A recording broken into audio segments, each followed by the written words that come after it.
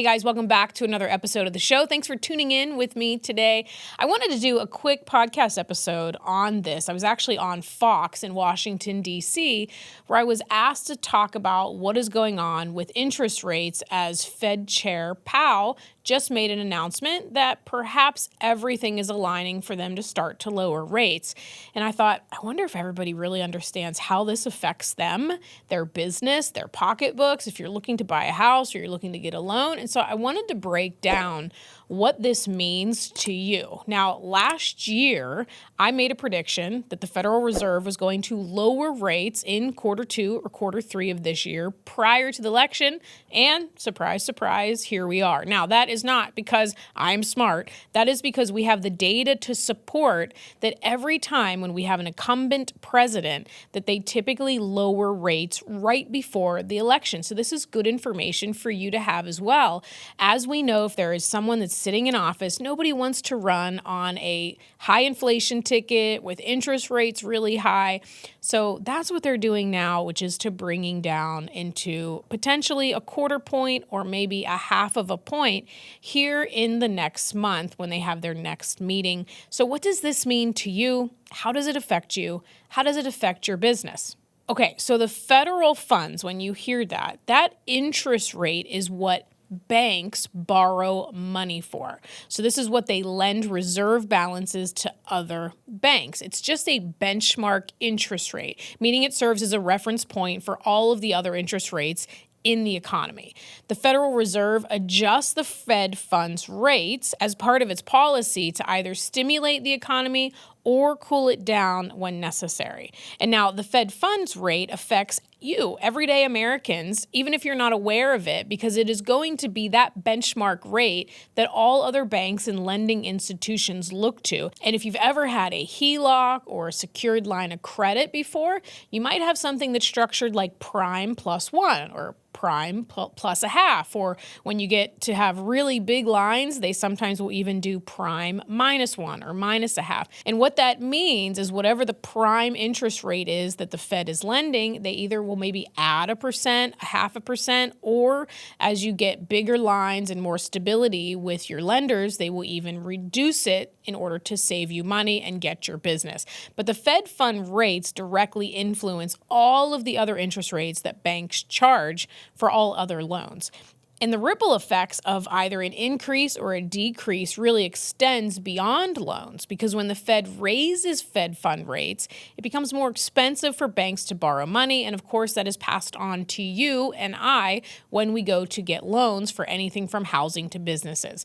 That increased cost is passed off to us consumers with higher interest rates, could even be fees on various loans, including, of course, mortgages. So when those rates go up, mortgage rates typically follow suit, and that means that homeowners will have to have higher monthly payments, making it more expensive to buy the same home, which is exactly what we saw from 2020 and 2021 to today. The same house that you may purchase for $300,000 or $400,000 is almost double when you go from a 2.8%, which is what we were sitting in before Biden took office, to now just under 7%, depending on the type of vehicle that you're going to go into. So for those adjustable rate mortgages, this can really impact, which is what we're seeing in the commercial side. People were getting crushed if they were not locked at a specific fixed interest rate. An adjustable rate, as those rates climbed higher over these last few years, if you had an adjustable rate, you were getting your rate increased higher and higher. This also affects credit cards. Now, obviously, credit cards have interest variable rates, meaning they can change at any time for whatever reason. And of course, the Fed funds affects this as well. So an increase in that rate is going to make a higher monthly payment if you're carrying a balance, which of course I highly recommend. If you have credit card debt or any type of debt right now that is bad debt, meaning it is not on an asset, credit cards, boat loans, personal loans, car loans on any depreciating assets, you want to eradicate those as quickly as possible because there is nothing that will destroy your wealth faster than trying to pay interest on bad debt that's on a depreciating asset.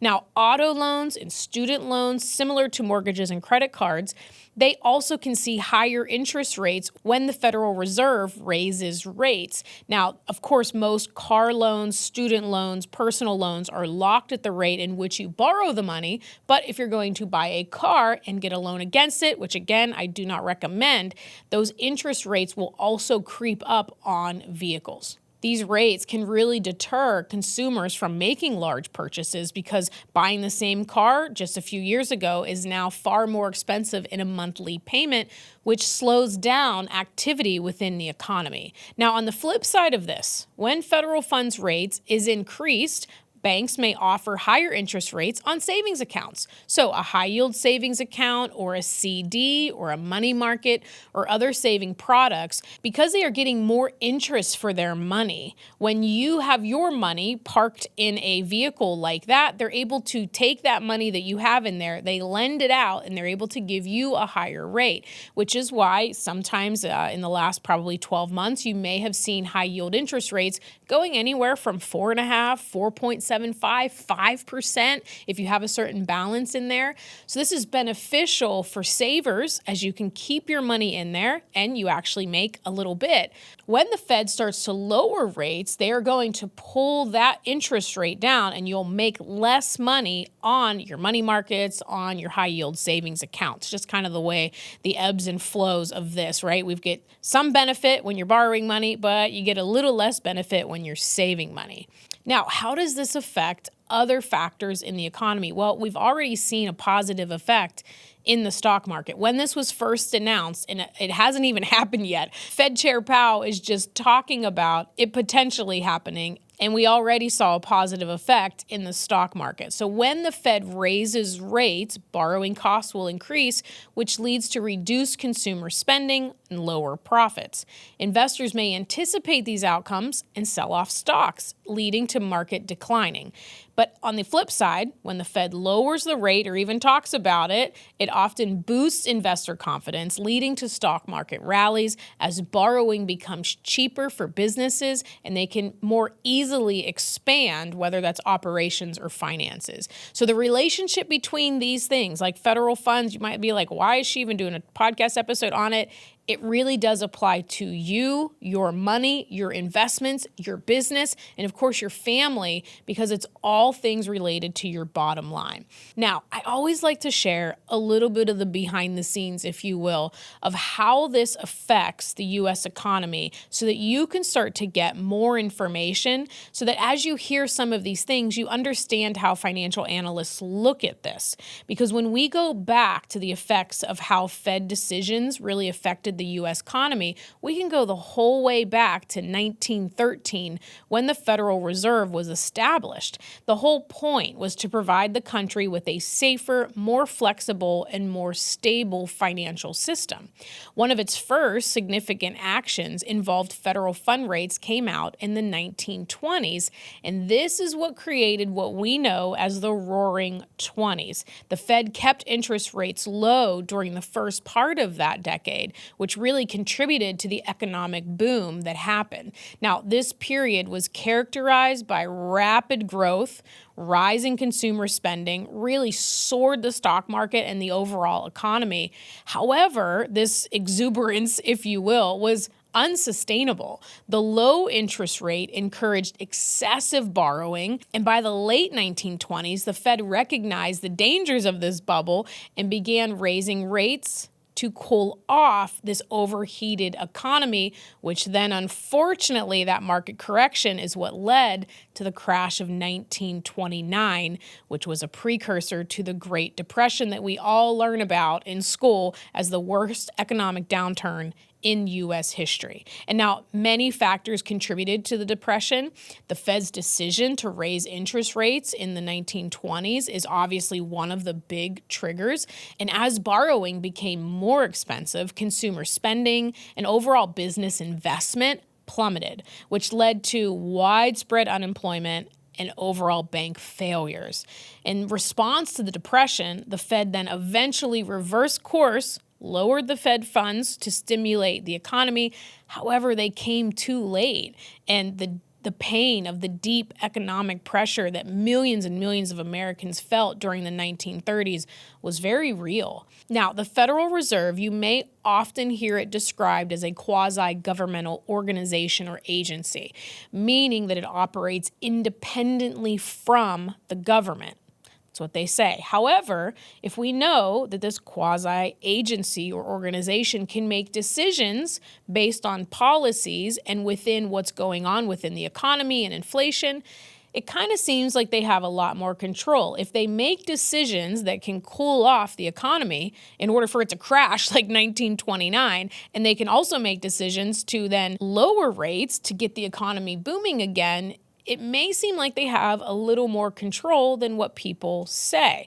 Now, the president of any current administration can appoint the Fed chair and the board of governors. The Fed's policy decisions are then not subject, allegedly, to approval by the president or Congress. And the only reason I'm obviously talking in jest, because that's the way that it's set up. However, it is very interesting that when we go back and look, there are these moments in history that seem to be a little sus, that when things are happening as it relates to the administration, that the Federal Reserve is making decisions. So the structure is designed to insulate monetary policy from political pressures, allowing the Fed to make decisions based on data rather than what's going on in the political landscape of our country. However, we do know that sometimes this gets into a gray area. The Fed's dual mandate is really to promote employment and stabilize pricing. Now, how does the Fed influence money in our economy? Well, they either buy or sell government securities. When the Fed buys them, it injects money into the banking system that lowers interest rates. And when they sell securities, it takes money out of circulation, which raises rate. And although the Fed Reserve is not a commercial bank, the policies obviously have an effect on the financial industry. And by setting these fund rates, the Fed indirectly will influence interest rates that the banks charge for your loans and will pay you on your deposits. As business owners and entrepreneurs, we know that when we have lower rates, we can finance new projects, we can increase our operations, we can buy new equipment, we can hire new people. This is going to lead to an increased overall investment because borrowing costs are less, which is going to stimulate the economy and really boost economic growth, not just in our business, but overall boost employment numbers. And while stimulating the economy is certainly one goal that the Fed has, they also have to guard against inflation. If demand grows too quickly, too fast, and we outstrip supply, that can lead to higher prices, which we are seeing run rampant across the country right now. Then they can make that decision, let's raise Fed rates to cool down the economy, keep inflation in check. But for most Americans, the federal funds rate is directly felt through its impact on loans and mortgage rates.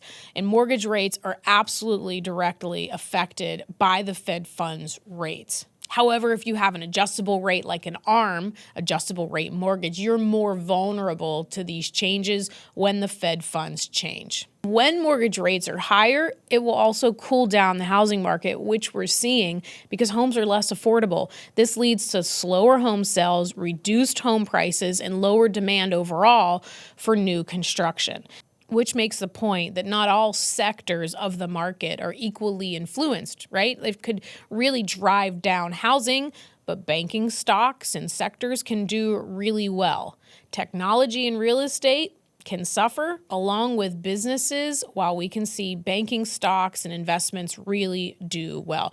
Overall, understanding this and its implications is really critical for understanding the broader landscape and how you can make informed financial decisions in your business and your life. So as the Federal Reserve continues to navigate the economic challenges that we have in our country, it'll continue to adjust policy as well as deciding what impact the federal funds rates needs to have on inflation, which obviously is going to be really important for policymakers and businesses and individuals to really pay attention attention to. When you're seeing headlines like these in the media or online when you're signing in to check your email or whatever it may be, these are all things that you want to pay attention to and at least just have basic understanding of how the implications can affect you and your business. Economic policies and promoting sustainable growth in our country is obviously super important as it gives consumers and customers confidence also to spend money. When we have challenges with inflation, when we have lower disposable income, customers are starting to make smarter buying decisions and really have to decide where they're going to put their money because, as we know, costs of everything has been significantly higher in the last several years, whether that's cost of living, normal expenses like groceries and insurances, healthcare, you name it. And when we factor in the rising cost of housing and what it costs to get a loan, obviously all of these things come together and Americans have less disposable income to make buying decisions. That's why this directly affects you and your business, and it is worth paying attention to. Okay, guys, that's all for today's episode. Thanks so much for tuning in, and we'll see you next time.